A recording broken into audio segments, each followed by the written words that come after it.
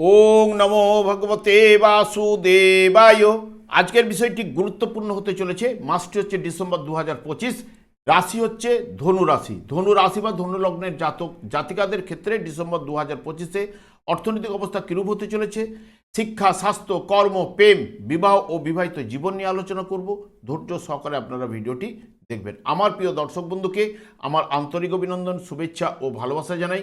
আমি আশা করি অনাদির আদি গোবিন্দের অশেষ করুণায় আপনারা সকলেই কুশলে আছেন।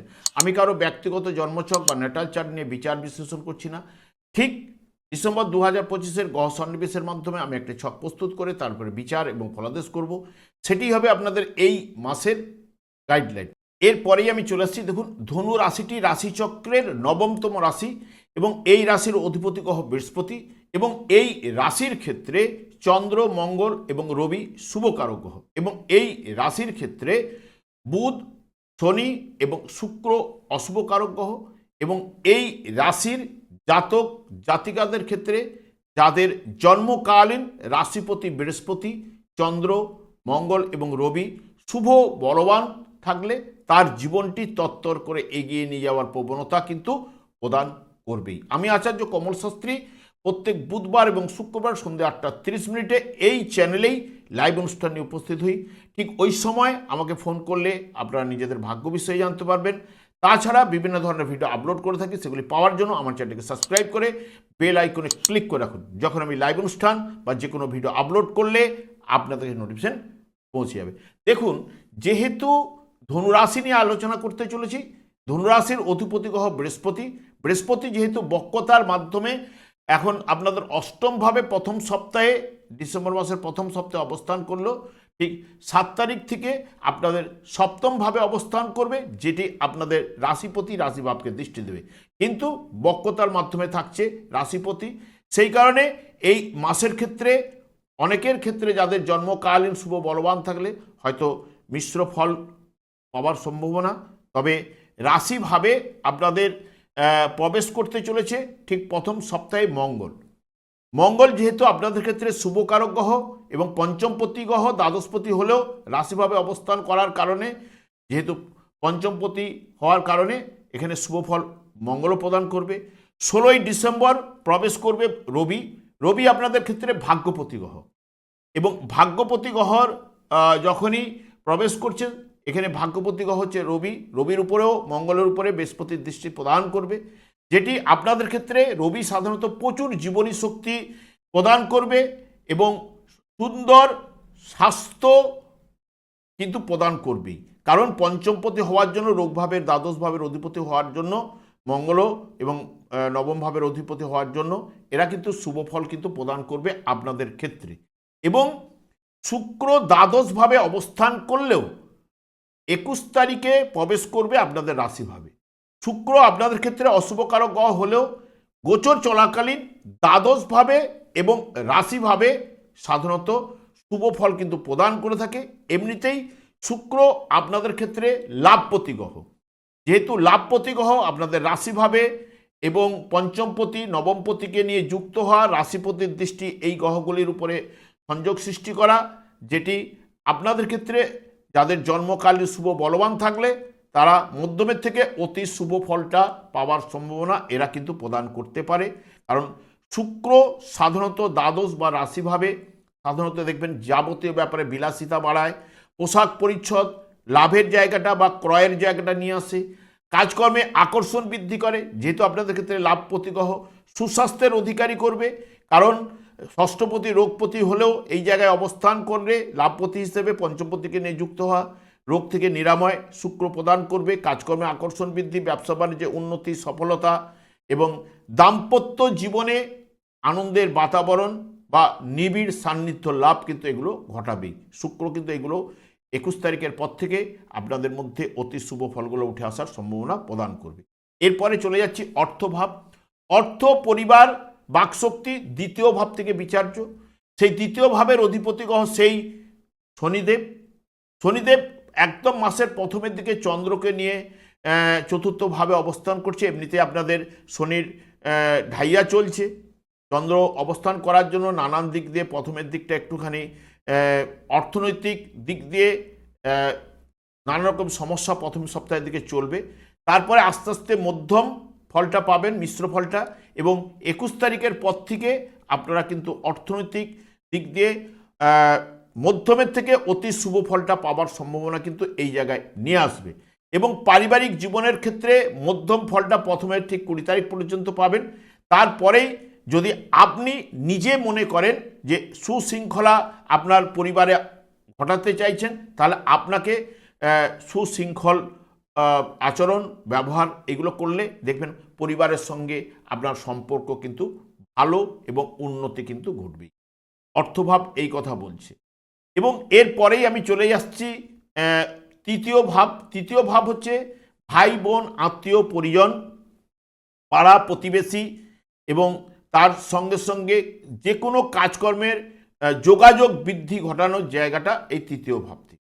এবং তৃতীয় ভাবের অধিপতিগণ সেই আপনাদের শনিদেব, রাহুও এই তৃতীয় ভাবে অবস্থান করছে এখানে নিজের নক্ষত্রে থাকায়, এবং রাহু আপনাদের রাশিপতির উপরে দৃষ্টি প্রদান করবে, তার সঙ্গে সঙ্গে লাভ ভাবের উপরে দৃষ্টি প্রদান করবে এবং নবম ভাবের উপরে দৃষ্টি প্রদান করবে। সপ্তম ভাবে বৃহস্পতিও গোচরে যাবে, বৃহস্পতির উপরে দৃষ্টি প্রদান করবে, যেটি যদি জন্মকালীন শুভ বলবান থাকলে তাহলে আত্মীয় স্বজনের থেকে আপনি সাহায্য পেতে পারেন বা আপনারা একটু পর উপকারী কিন্তু হয়ে থাকেন, এই রাহু কিন্তু ঘটিয়ে থাকে।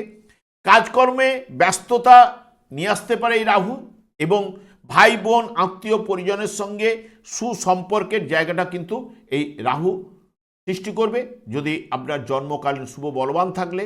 এবং যেহেতু নৈসর্গিক অশুভকারক গ্রহ এই উপচয় স্থানে তৃতীয়ভাবে শুভ ফল প্রদান করে, সেই কারণে যদি অশুভ থাকলে অশুভ ভাই বোন আত্মীয় পরিজনের সঙ্গে বাধা বিঘ্ন, মনোমালিন্য এগুলো সৃষ্টি হবে। চতুর্থ ভাবে অবস্থান করছে যেটি আমরা প্রাইমারি সেক্টরের কথা বলি, এটি হচ্ছে মায়ের কোল, সুখের জায়গা এবং গৃহ বাড়ি সংসার ইত্যাদি ইত্যাদি এই চতুর্থ ভাব থেকেই বিচার্য।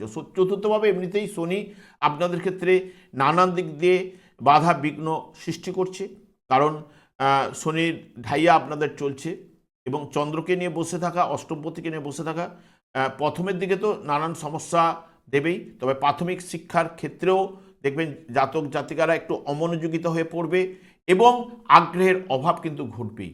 তবে উচ্চশিক্ষার ক্ষেত্রে দেখুন পঞ্চমপতি মানে ঠিক প্রাইমারি সেক্টরের ঠিক উপরের জায়গা, এবং উচ্চশিক্ষা হায়ার স্টাডিজ ক্ষেত্রে নবমপতি সেও কিন্তু আপনাদের রাশিভাবে, পঞ্চমপতি সে রাশিভাবে অবস্থান করতে চলেছে, যেটা উচ্চশিক্ষায় সফলতা এবং অসাধারণ সাফল্য লাভের জায়গাটা কিন্তু নিয়ে আসবে বা আপনারা পাবেন। তবে যারা বিশেষ করে বিদেশে পড়াশোনা করছেন বা বাড়ির বাইরে যারা পড়াশোনা করছেন তাদের ক্ষেত্রে সাফল্য অতি অবশ্যই কিন্তু রয়েছে, এবং নিজের চেষ্টা বা পরিশ্রমে পড়াশোনার ছাপ আপনারা কিন্তু যারা ফেলার সম্ভাবনা দেবে, কারণ এমনিতেই চতুর্থ ভাবের অধিপতি গ্রহ সেই বৃহস্পতি বক্রতার মাধ্যমে সপ্তমভাবে অবস্থান করা, যেটি বলা হয় নতুন আবহাওয়া নতুন পরিবেশে মানুষ হওয়ার কথা বলা হয়ে থাকে।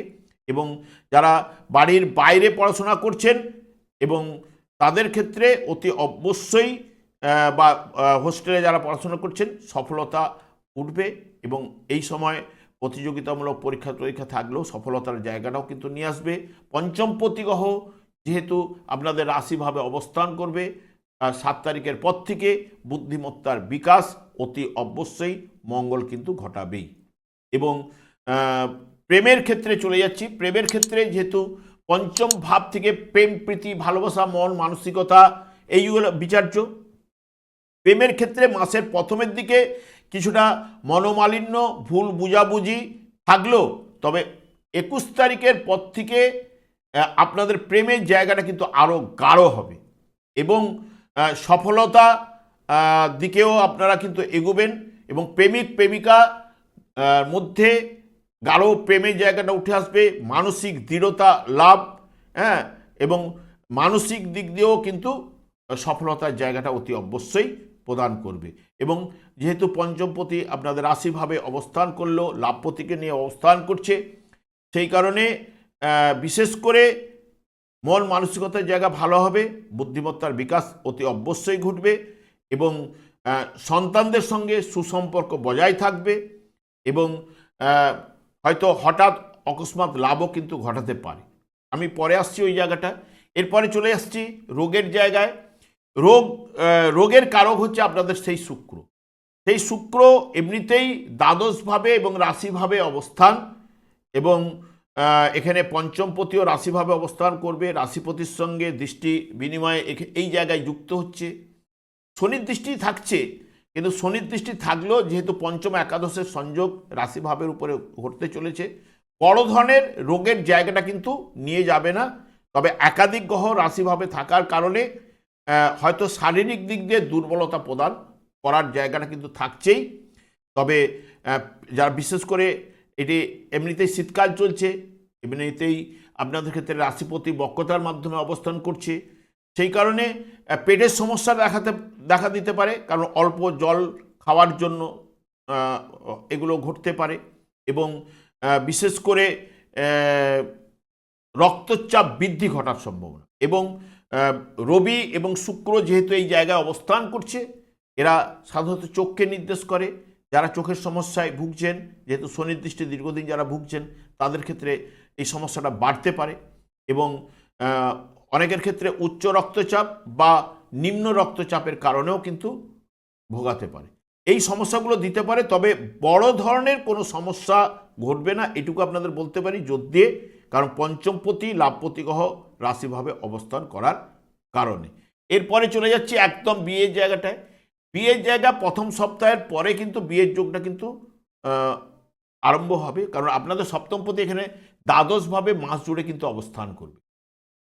দ্বাদশভাবে অবস্থান করলেও এই যে প্রথম সপ্তাহের পরে বিয়ের যোগগুলো উঠে আসলেও আমার মতে এই সময়টা বিয়ে না প্রশমিত করলেই ভালো, কারণ রাশিভাব বা লগ্নভাবের উপরেই কিন্তু রবির অবস্থান করবে, ভাগ্যপতি অবস্থান করলো, পঞ্চমপতি অবস্থান করলো। এরা সাধারণত বিয়ের জায়গাটায় বা বিবাহিত জীবনের ক্ষেত্রে সমস্যার সৃষ্টি অনেক সময় করে থাকে, এবং যার জন্মকালীন যদি এরা দুর্বল পীড়িত থাকলে তাহলে অতি অবশ্যই সমস্যা সৃষ্টি করতে পারে। সেই কারণে আমার বলার উদ্দেশ্য, এক মাস মতো পিছিয়ে দিতে পারলে আপনাদের ক্ষেত্রে ভালো জায়গাটা কিন্তু উঠে আসবে, এবং বিবাহিত জীবনের ক্ষেত্রেও আপনি কিন্তু শুভফল অতি অবশ্যই পাবেন, কারণ লাভপতি গ্রহ আপনাদের রাশিভাবে থাকছে, হ্যাঁ, এবং রাশিপতিও সপ্তমভাবে থেকে যুক্ত হচ্ছে, এবং সপ্তমপতি দ্বাদশভাবে থাকার জন্য শয্যাসুখ প্রদান করবে বিবাহিত জীবনের ক্ষেত্রে। এবং এখানে একটা কথাই আমি বলতে পারি, বিবাহিত জীবন মধ্যমের থেকে অতি শুভফল অতি অবশ্যই প্রদান করবে, কারণ এখানে শুক্র যেহেতু দ্বাদশভাবে বা রাশিভাবে দাম্পত্য জীবনের ক্ষেত্রে নিবিড় সান্নিধ্য লাভ স্বামী স্ত্রীর মধ্যে ঘটিয়ে থাকে, তাই বিবাহিত জীবনের ক্ষেত্রে আপনারা সব শুভফল পেতে চলেছেন।